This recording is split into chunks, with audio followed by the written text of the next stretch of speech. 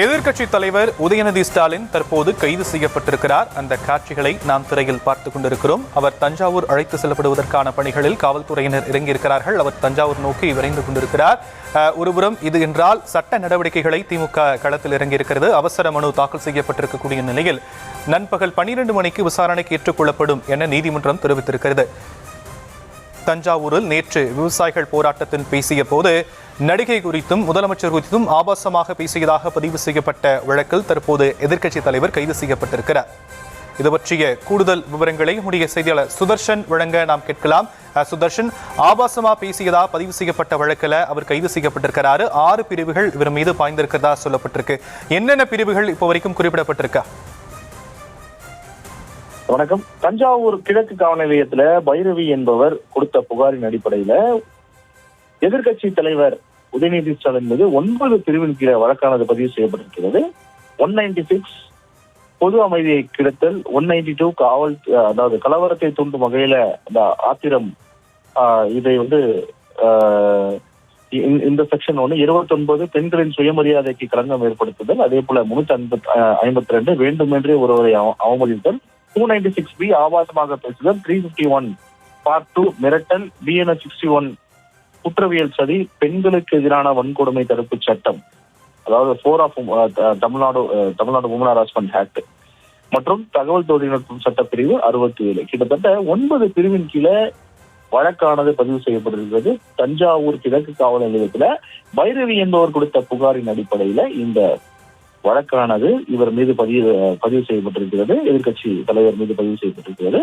இந்த பைரவி யார் என்று பார்த்தோம் என்றால் தாவேகாவுடைய தஞ்சாவூர் மத்திய மாவட்ட மகளிர் அணி அமைப்பாளர் ஆவார். இவர் கொடுத்த புகாரின் அடிப்படையில தான் இந்த 9 வழக்கானது பதிவு செய்யப்பட்டிருக்கிறது. இந்த 9 வழக்கு பதிவு செய்யப்பட்டு தஞ்சாவூர் காவல்துறையினர் இன்று காலை எதிர்கட்சி தலைவர் உதயநிதி ஸ்டாலின் வீட்டிற்கு கலந்து அவருடைய வீட்டில் இருந்த எதிர்கட்சி தலைவர் அவரிடம் காவல்துறையினர் பேசி தொடர்ச்சியாக அதன் பிறகு இந்த என்ன கம்ப்ளைண்ட் கொடுத்திருக்காங்களோ அதை எடுத்துரைத்து என்னென்ன செக்ஷன்ஸ் எல்லாம் போட்டிருக்காங்கன்னு சொல்லிட்டு தற்போது அவரை கைது நடவடிக்கை மேற்கொள்ள இருக்கிறார்கள். அதன் காரணமாக அவருடைய வீட்டிலிருந்து போலீஸ் வாகனத்துல தஞ்சாவூர் காவல் மாவட்டத்திற்கு அழைத்து செல்ல இருக்கிறார்கள். தஞ்சாவூர் அந்த காவல் நிலையத்திற்கு அழைத்து செல்ல இருக்கிறார்கள். அந்த கிழக்கு காவல் நிலையத்தில் வைத்து விசாரணை மேற்கொள்ளப்பட இருக்கிறது. அவர் என்ன பேசினாரோ அந்த வீடியோவை போட்டு காமிச்சு, நீங்க இந்த மாதிரி ஆபாசமாக பேசிருக்கீங்க, அறிவுறுத்தக்க வகையில பேசிருக்கீங்க அப்படின்ட்டு அந்த வீடியோவை போட்டு காமிச்சு அவரிடம் விசாரணை மேற்கொள்ள. ஏற்கனவே வீட்டுல அவரை கைது செய்யக்கூடிய நடவடிக்கை ஈடுபடும் போது தஞ்சாவூர் காவல்துறையினர் அவரிடம் என்னென்ன பிரிவின் கீழ் வழக்கானது பதிவு செய்யப்பட்டது, என்ன காரணத்திற்காக பதிவு செய்யப்பட்டிருக்கிறது, யாரு கம்ப்ளைண்ட் கொடுத்தா அப்படின்னு சொல்லிட்டு டீட்டெயிலா அவரிடம் எடுத்துரைத்து அதன் பிறகுதான் தற்போது சம்பந்தப்பட்ட எதிர்கட்சி தலைவராக இருக்கக்கூடிய உதயநிதி ஸ்டாலினை தற்போது போலீஸ் வாகனத்தில் தஞ்சாவூர் காவல் நிலையம் அழைத்து செல்ல இருக்கிறார்கள். அழைத்து சென்று கொண்டிருக்கிறார்கள். நீதிமன்றத்தை முறையிட்டு இருந்தாங்க எதிர்கட்சி தலைவருடைய தரப்பு. அதன் காரணமாக நீதிமன்றம் 12 மணி வரை எந்தவித நடவடிக்கையும் காவல்துறை எடுக்கக்கூடாது அப்படின்னு சொல்லியிருந்தாங்க. ஆனாலும் அதை கருத்தில் கொண்டுதான் தற்போது கைது நடவடிக்கையை மேற்கொள்ளாமல் தற்போது விசாரணைக்கு அழைத்து செல்ல இருக்கிறார்கள். அவருடைய வீட்டில இருந்துதான் தஞ்சாவூர் காவல் நிலையத்தில் விசாரணைக்கு அழைத்து செல்ல இருக்கிறார்கள். அவர் விசாரணைக்கு அழைத்து சென்று அதன் பிறகு நீதிமன்றம் என்ன உத்தரவு கொடுக்கிறதோ அதன் அடிப்படையில கைது நடவடிக்கையை மேற்கொள்ளாமா வேணாமான்னு சொல்லிட்டு காவல்துறையினர் ஆலோசித்து அதன் பிறகு ஒரு எதிர்கட்சி ஸ்டாலின் மீது கைது நடவடிக்கை மேற்கொள்ளப்படும் சொல்லிட்டு காவல்துறை வட்டாரங்கள் தெரிவிக்கின்றன. ஆனால் தற்போது வரை 9 பிரிவின் கீழே வழக்கானது பதிவு செய்யப்பட்டிருக்கிறது. அதுல முக்கியமானது 4 ஆஃப் உமன் ஹராஸ்மெண்ட் ஆக்ட், இந்த பெண் வன்கொடுமை தடுப்பு சட்டம் அவர் மீது பதியப்பட்டிருக்கிறது. இந்த வழக்கானது பதிவு செய்யப்பட்டிருக்கிறது. இந்த வழக்கு ரொம்ப இதுதான் இந்த அவுட் ஆஃப் 9 செக்ஷன்ஸ்ல ரொம்ப முக்கியமாக பார்க்கக்கூடிய ஒரு செக்ஷனாக இருக்கிறது.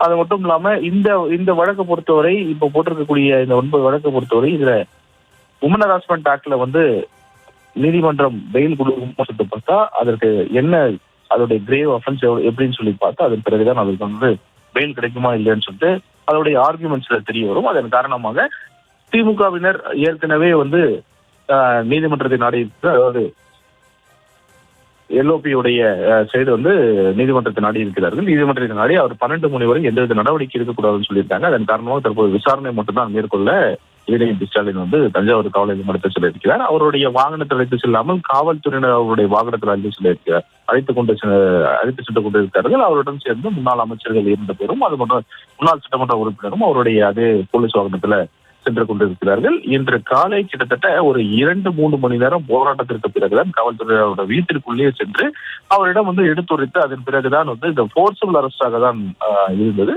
அதாவது ஏற்கனவே அரசுக்கு கோஆபரேட் பண்ண சொல்லும்போது கோஆபரேட் பண்ணது. அதன் பிறகு காவல்துறையினர் அவருடைய வீட்டிற்கு உள்ளே சென்று அவரிடம் பேசி அதன் பிறகு அவர் வழக்கறிஞர் வர வேண்டும் சொன்னார். வழக்கறிஞர் வர வைத்து அவரிடம் ஆலோசித்து அதன் பிறகுதான் அவருடைய வழக்கறிஞர் வந்த பிறகுதான் அந்த அரசுக்கு அவர் ஒத்துக்கொண்டு இப்போ தற்போது காவல்துறையினுடைய வாகனத்தில் ஏறி தற்போது சென்று கொண்டிருக்கிறார் உதயநிதி ஸ்டாலின். இப்போ தற்போது உதயநிதி ஸ்டாலின் விசாரணைக்காக தான் தஞ்சாவூர் காவல் நிலையம் அழைத்து செல்லப்பட்டு அந்த விசாரணை தான் மேற்கொள்ளப்பட இருக்கிறது. அதன் பிறகுதான் கைது நடவடிக்கை மேற்கொள்ள இருப்பதாக காவல்துறை வட்டாரங்கள் தெரிவிக்கின்றன.